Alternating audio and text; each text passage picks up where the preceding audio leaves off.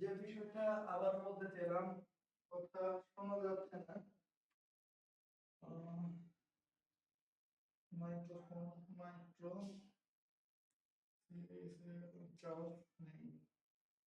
তো যে বিষয়টা আমি বলতে চেয়েছিলাম, যদিও দুঃখজনক ভাবে বলতে পারলাম না, তো আবারও বলি। আসলে এই বিষয়টা হলো এমন একটা পর্যায়ে মানুষের সমাজের অবসান হয়েছে যে মানুষ মানুষকে দেখতে পারে না। তার প্রথম অবস্থা হলো অবস্থানটা কেমন, সে উন্নতির দিকে আছে না অবনতির দিকে আছে। যদি সে উন্নতির দিকে যায় তাহলে মানুষের দেখতে পারবে, কারণ সে তো কিছু সামনে যেতে পারবে না। যেতে না পারার কারণে তাকে পিছন থেকে টেনে ধরবে। আজহারি একটা কথা বলছিল যে বাংলাদেশের জাতীয় খেলা হাডুডু। তো হাডুডু শাব্দিক ভাবে ব্যবহার করা হয় পিছন থেকে টেনে ধরা। মানুষ যখন উন্নতির দিকে পৌঁছায়, উন্নতির দিকে যায়, তখন টেনে ধরতে চায়, টেনে তাকে সামনের দিকে, তাকে সামনের দিকে যেতে দেবে না। কারণ তার উন্নতি, মানে তোমার উন্নতি তার সহ্য হচ্ছে না।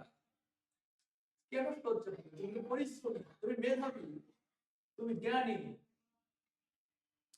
তোমার উন্নতি যদি তার সহ্য না হয় তাহলে তুমি টেনে ধরবে। অন্যের ভালো দেখে যার জ্বলে সে কখনোই ভালো মানুষ হতে পারে না।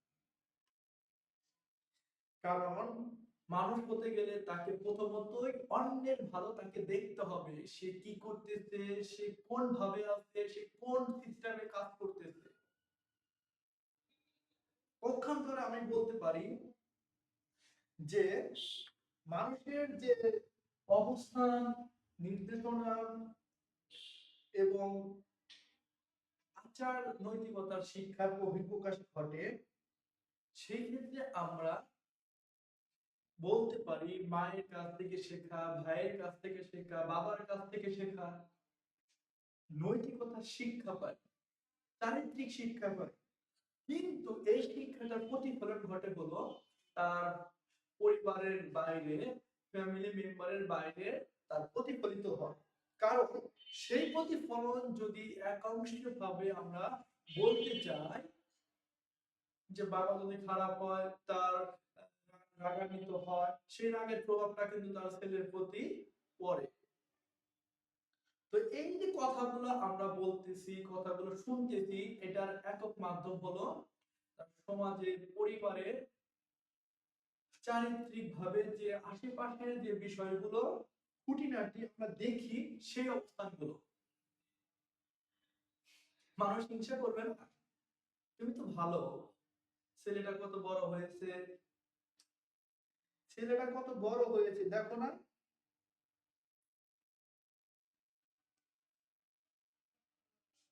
তো বিষয়টা হলো যে আমরা আমাদের চারপাশের যে অবস্থানটা উপলব্ধি করতে পারি, তার ভিতরে সবচাইতে গুরুত্বপূর্ণ মাধ্যম হলো শিক্ষক, মা, বাবা, ভাই, বোন। কারণ মা, বাবা, ভাই, বোনের সাথে একটা নৈতিক সম্পর্ক যেমন রয়েছে, গুরুত্বপূর্ণ সম্পর্ক যেমন রয়েছে, তার ভিতরে এই শিক্ষার প্রসারগুলা ঘটে তার বাস্তব জীবনে চারিত্রিক ভাবে, নৈতিক ভাবে বহিঃপ্রকাশ করে যায়। এই বহিঃপ্রকাশ গুলো, এই অবস্থানগুলো দেখতে গেলে আমরা বুঝতে পারি, তো মানুষ খারাপ বলবে, এটা কান না দিয়ে খারাপটাকে খারাপ ভেবে ফেলে দাও। খারাপটাকে তুমি খারাপ ভেবে ফেলে দাও, ভালোটাকে তুমি গ্রহণ করো, তাহলে তুমি একজন ভালো মানুষ হতে পারবে।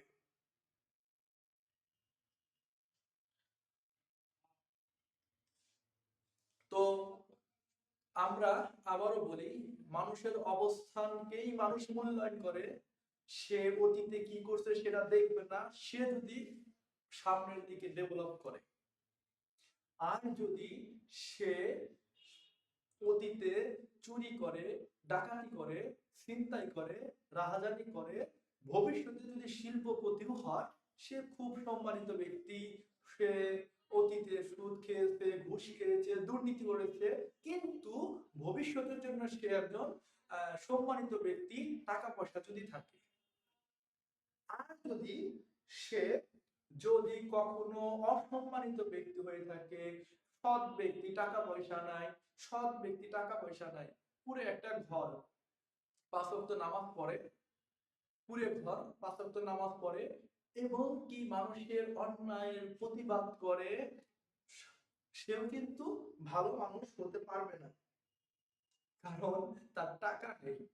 যার টাকা নেই তার কোথাও মূল্য নেই। তো টাকা যেহেতু নেই, আমাদের মূল্য নেই, তো টাকা কামাইতে হবে। টাকা কিভাবে কামানো যায়? দুইটা পন্থা আছে, একটা হলো হালাল পন্থা, একটা হলো হারাম পন্থা। তো এই পন্থাগুলো যদি আমরা খুব ভাবে মনোযোগ দিয়ে শুনি, তাহলে এই পন্থাগুলো অবশ্যই উন্নতি করতে পারবো। তার প্রথম পন্থা হলো হালাল পন্থা।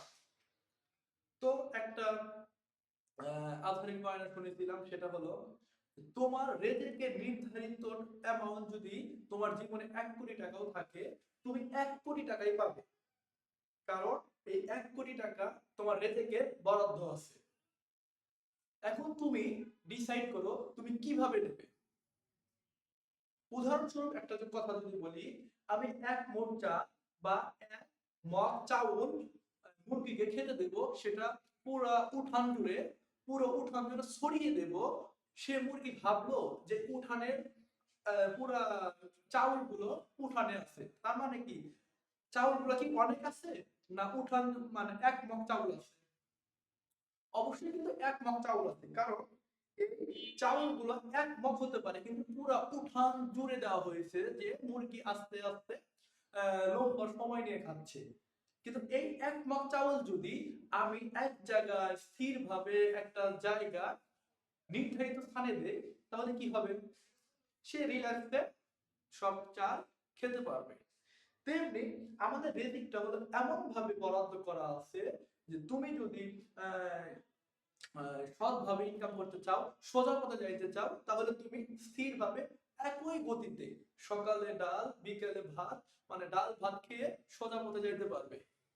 আর তুমি হালাল পন্থা যদি খাবার খাও, তাহলে এই সোজা পথটা কখনো বাঁকানো সম্ভব হবে না। তবে দেখো, সুপারি গাছের ঝড় বাদল যতই হোক না কেন নড়াচড়া করবে, কিন্তু সে কিন্তু সোজা স্থিরভাবে দাঁড়িয়ে আছে। কিন্তু যখন অনেক ডালপালা জন্মে, বট গাছের মতো, ঝাউ গাছের মতো, কড়ি গাছের মতো, সেটা কিন্তু ভেঙে যায়, কারণ সেই ইনকামটা হালাল ভাবে নেই। মুরগির মতো ছড়িয়ে ছিটিয়ে আছে, ও খুঁটে খুঁটে খাওয়ার চেষ্টা করছে। এই অবস্থান থেকে আমরা বুঝতে পারি আসলে মানুষের নৈতিক দিকটা যদি নেগেটিভ ভাবে ধরে নেই, তবু সে পজিটিভ হওয়ার চিন্তা করে না, কারণ তার মনের ভিতরে যে অবস্থানটা করে, আমি তো সবচাইতে ভালো, আমি তো ফেরেশতা। আসলে কি সে ফেরেশতা? তাকে জিজ্ঞাসা করো, তার ঘরের লোককে জিজ্ঞাসা করো, তাকে জিজ্ঞাসা করো, তার ঘরের লোককে জিজ্ঞাসা করো, ফ্যামিলি মেম্বারকে জিজ্ঞাসা করো, চুপ করে জিজ্ঞাসা করো যে এই ব্যক্তিরা কেমন। ও বলবো না ছেলেটা এত দুষ্টু, এত পাজি, এই তো কয়েকদিন আগে মারামারি করে আসলো, এই সেই। সবচেয়ে ভালো ওই ব্যক্তি যে ব্যক্তির অবস্থান ঘরের লোক বলে সে ভালো, প্রতিবেশী বলে সে ভালো, মসজিদের মুসল্লিরা বলে সে ভালো, মসজিদের ইমাম মুয়াজ্জিন তারা বলে সে ভালো। এমনকি মসজিদ মানে একটা মানুষের বন্ধু সার্কেলও সেও বলে সে ভালো। প্রকৃতপক্ষে ভালো ব্যক্তি সেই ব্যক্তি যে সর্ব অবস্থায় ভালো। আসলে কি প্রকৃতপক্ষে সে ভালো? 3টা জায়গায় যদি সে ভালো হয়, তাহলে সে ভালো। এক হলো ঘরের লোকের কাছে, যেমন মা বাবা। 2 হলো তার বন্ধুদের কাছে। 3 হলো মসজিদের মুসল্লি, মুয়াজ্জিন, ইমাম তাদের সাথে। এই অবস্থানটা আমরা একটু বলি যে আসলে কি বলবো, বলার অবস্থানটা আসলে যতই বলি বলার মতো অবস্থান নেই। কারণ একটা মানুষের অবস্থান তৈরি করতে দেখা যায় যে 10 বছর, 20 বছর, 15 বছর সময় লাগে, কিন্তু একটা অবস্থানকে ভাঙতে মাত্র লাগে 1 ন্যানোসেকেন্ড। সামান্য একটা মিথ্যা কথা, সামান্য একটা এই 2 নম্বরই কাজ। তো যাই হোক, যত কথাই বলি না কেন বলা তো শেষ হবে না, কারণ আমি তো নিজেই খারাপ। এই খারাপটাকে ভালো হবো কিভাবে? ভালো হতে গেলে 2টা কাজ করো। সে 2টা কাজ হলো, সেই 2টা কাজ হলো তুমি পরিবারের সাথে সর্বোত্তম ব্যবহার করো, তাদের মন গোছানোর চেষ্টা করো, এবং সে যদি ভুলও করে, পরিবারের সদস্য যদি ভুলও করে, সেই ভুলটাকে তুমি সাথে সাথে না ধরিয়ে দিয়ে তুমি বিকেলে বা একটা সময় যখন সে পরিবারের মেম্বারটা যখন স্থির থাকবে, আহ, ধরো স্থির থাকবে বা এই ঠান্ডা মেজাজে থাকবে, তখন তুমি তার অবস্থানটা বলো যে এই জায়গায় এইখানে তুমি ভুল করছিলা, ভুলটা শুধরানোর চেষ্টা করো। ভুল হতে পারে, কিন্তু তবে এই না যে তুমি এটা নিয়ে নানান বাহানা করবে বা আনুষঙ্গিক কাজের ভিতরে ভঙ্গিমা, এই অবস্থানটা কেমন? আমরা কি ভালো হতে পারি না? কাল নয়, কাল নয়, আগামী বছর নয়, আগামী সপ্তাহ নয়, আগামী দিন নয়, আগামী ঘন্টা নয়, এখন থেকে মন স্থির করো, আমি ভালো হবো, সবাইকে দেখিয়ে দেবো, একসাথে দেখিয়ে দেবো আমিও করতে পারি, আমিও পরিবর্তন হতে পারি। দেখো, আল্লাহ ভরসা, দেখা যাক কি হয় সামনের দিকে। ইনশাল্লাহ, আজ আর নয়।